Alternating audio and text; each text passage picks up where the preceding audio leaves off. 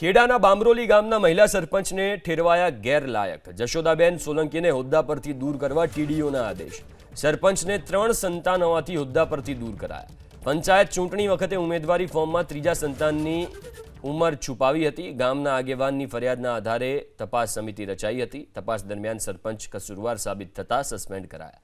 જન્મ રજિસ્ટરના રેકોર્ડમાં પણ ચેડા થયા હોવાનું તપાસમાં જાણવા મળ્યું છે।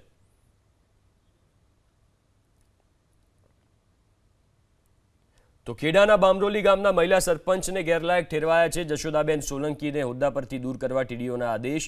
આ સરપંચને 3 સંતાન હતા અને એ વિગતો તેમણે છુપાવી હતી। પંચાયત ચૂંટણી વખતે જે ઉમેદવારી ફોર્મ ભરવાનું હોય એમાં એ વિગતો ઉંમર છુપાવી હતી, જે બાદ તપાસ સમિતિની રચના કરવામાં આવી।